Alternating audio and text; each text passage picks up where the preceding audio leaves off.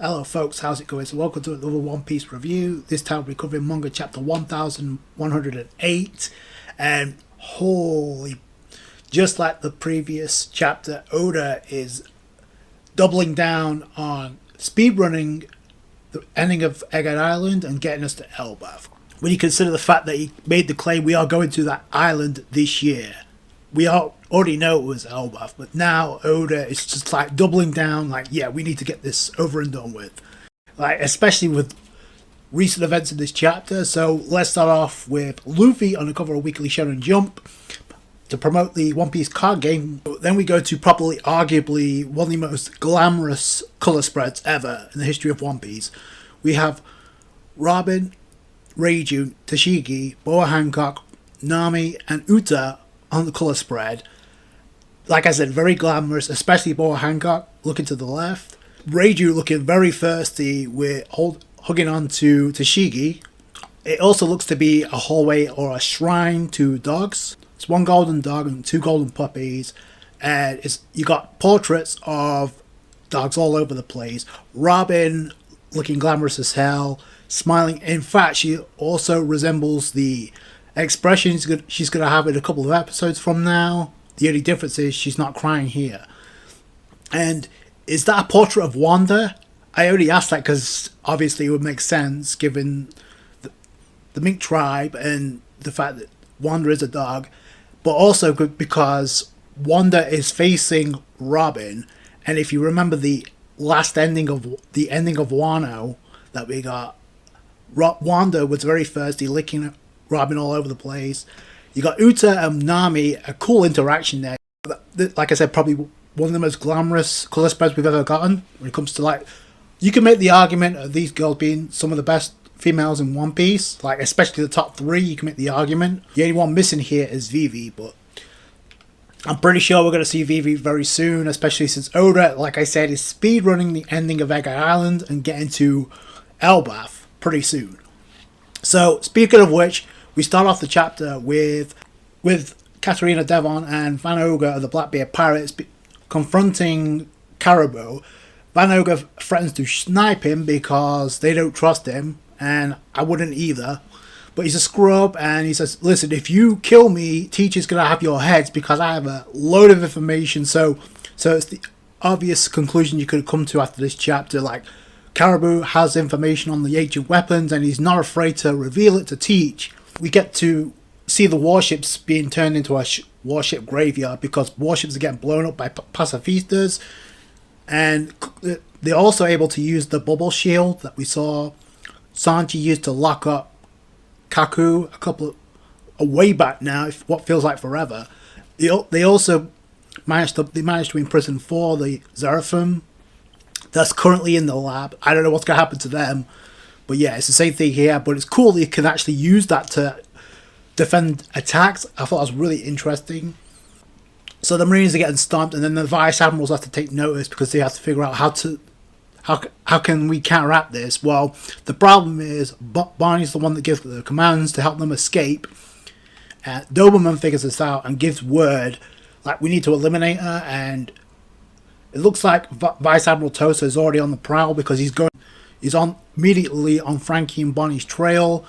He catches up, he's about to attack, but all of a sudden Dory comes in, demolishes Vice Admiral Tosa. One hit. We see Dory and Broggy encounter Frankie, Jory, Bonnie, and Atlas, who's carrying Kuma, and they're thinking they're enemies, but then said, no, we owe a debt to Straw Hat Luffy, so we're here to help him out. We come to get, now they say they're here to get the Straw Hats, so that again is like leading to Oda like speeding up the pacing of the ending of Egghead Island. There's obviously been some changes which I'll get back into by the end. So the Giants are here to lead them to Elbaf. So what worries from Elbaf? If you're friends, we'll do our best to keep you safe. So that's kind of key to keep in mind here. Then Barney realizes this and then asks them to, hey, Luffy, Sanji, and Vegapunk are still back there. Can you help them out? And they also bring up the fact that Vegapunk, they recognize that name because apparently the scholar Soul, who's currently on Elbaf, gave that information to them about Vegapunk, so that's why they know about him. So that makes perfect sense. So they mentioned the scholar is the one that mentioned Vegapunk to them. So who else could it be other than Soul at this point? But that would kind of confirm that Soul is not with the rest of the crew, and Robin is guaranteed to go to Elbaf. So that was obvious. If it wasn't obvious enough, order the rest of the crew to get Barney, Frankie, Atlas, and Kuma to the ship. And I'm like, which ship? Because we know the sun is sliding down throughout Egghead Island, trying to rendezvous with the rest of the crew. We saw in the previous chapter, Love was going to say something back to Nami, but he got cut away. So I'm assuming it has something to do with the retrieval of the Straw Hat. So which ship? By the way, if that's the case, then that pretty much confirms what I've been saying. Like, it's not just the Straw Hats. Barney is tagging along with Kuma, is tagging along with the Straw Hats to Elbaf. Because there's no reason to have the giant pirate warriors help out Barney if she's not going to Elbaf as well, along with Kuma. The fact that Barney said to help out Vegapunk, who is literally at near death, and Oda is trying his damnedest to make it seem like Vegapunk isn't going to make it, but why would Oda have that stated? Like, so I get back to that because it's going to lead to one or two things. So they go off, the Vice Admirals are shown, and instead Damushi was cut off, so they can't hear him anymore. He's KO'd. Did they counterattack, or was it the Giants? Which is interesting because they noticed the ship was on northeast shore. It's definitely from Elbaf. And the reason I know this is, while we see Bluegrass along with the Mecha Giraffe, Doll hitches a ride. So they're going to shore to actually maybe counteract the Giants. I don't know. But it's Doll that brings this up. It's like the ship on the northeast shore is definitely from Elbaf. So that's interesting because we get to find out a little bit more about Doll in this conversation here. So the Giants are no joke. Bluegrass asks Doll, have you ever fought one? And then Doll responds, my commanding officer a little over 20 years ago was a giant. Bluegrass responds, past tense, you must be talking about Soul. He was a tough cookie. We know he abandoned the Marines and he was washed ashore on O'Hara 22 years ago. Doll said a little over 20 years ago. She would only know the ship from Elbaf if she's already been on Elbaf. So she said it was over 20 years ago, was a giant. And the fact that Bluegrass mentioned it was, you must be talking about Soul. The fact that Bluegrass name dropped Soul, that wasn't done for random purposes. We get the Giants and they're asking where's the others, and they're kind of like responding above the clouds on a sky island. Not exactly, they're just above us. So like I said, which ship are they going to be carrying them to? Is it going to be the ship that the Giants from Elbaf arrived on, or is it going to be the Sunny? That's something I thought was interesting, but this was interesting to me because I said when Oda decided to highlight the Vice Admirals when they're approaching Egghead Island for the first time, like all the Vice Admirals were here. Doll was one of them. I said this could be a potential matchup for Robin. Obviously, Robin's already had a fight that Oda is not going to show us, or apparently he's not showing us at this point in time. I don't know if he will, but I definitely did say there's a possibility of Doll fighting Robin. I'll get back to that in a bit, but just to keep things going along, because this chapter felt very quick anyway. I don't know about anybody else, but the pacing in this chapter, I don't know if it's because of the content, because it was pretty much action orientated with a few bits of like interesting dialogue, I thought. But yeah, everything else felt like an action-oriented chapter, which is not bad, but I don't know if that's why this chapter felt short, or if it was literally just short in duration. Let me know what you guys thought down below, but I thought that was definitely interesting. It definitely felt short to me. Either way, we go to the main event, and we go to Saturn, who was completely bugged out at this point. I'll get to that in a second. We see Vegapunk is literally on death's door again. Oda trying his damnedest to make it seem like Vegapunk is not going to make it. But to the point where Vegapunk's like, I wish Bonnie's command override would have remained a secret till she was a little bit older. And I'm like, what did you expect to happen? Like, and to go back to that, in the last episode in the anime, we literally had Shaka talking to Dragon, and he mentioned the fact that there's a possibility I'm going to die.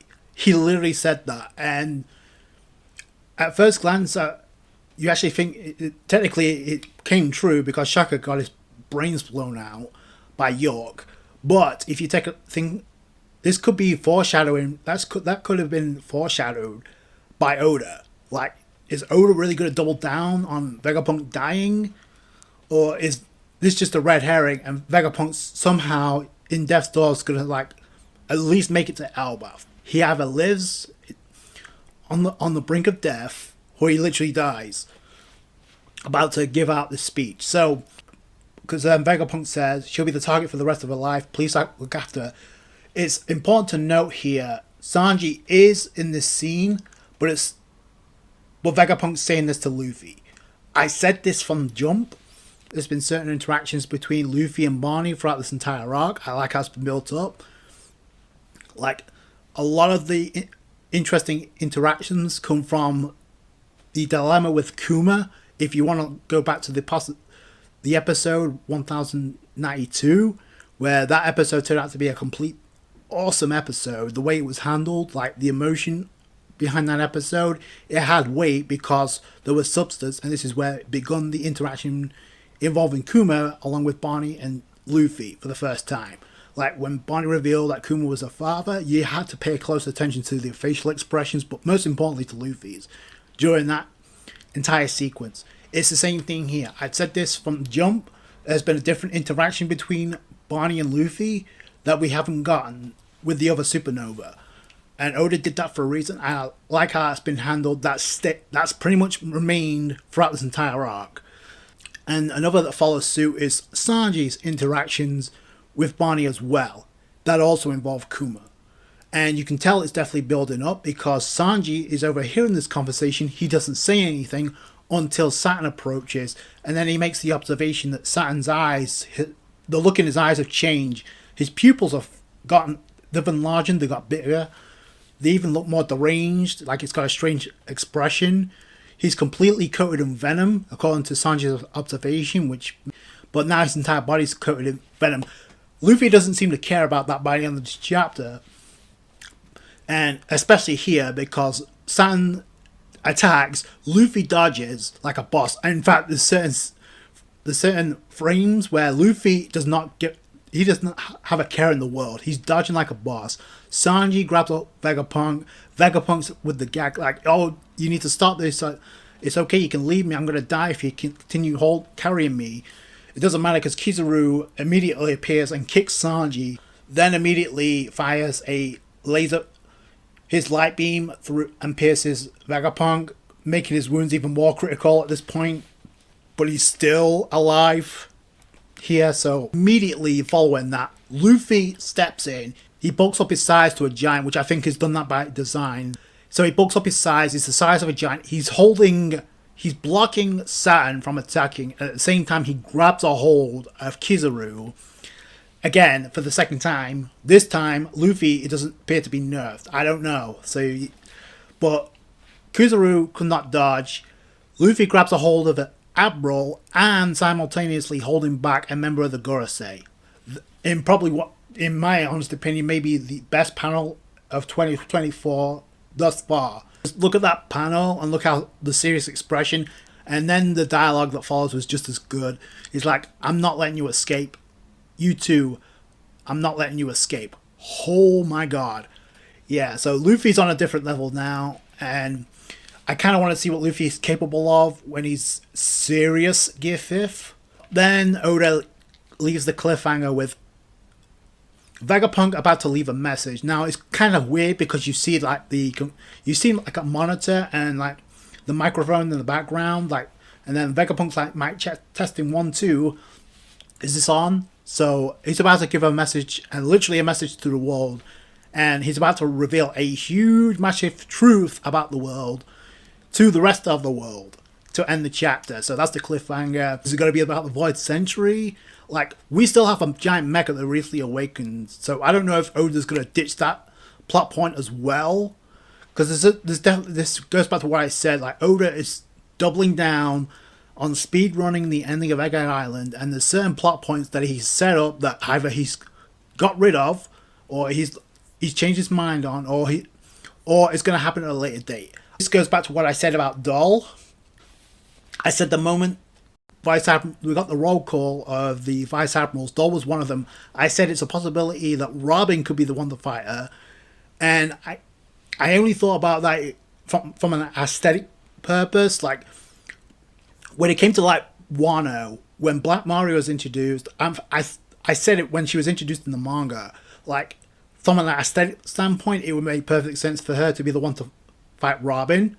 Turns out that's what happened, and boy, did that lead to an awesome payoff for what. Regardless if you prefer the anime or the manga, man. So I thought this falls under the same category.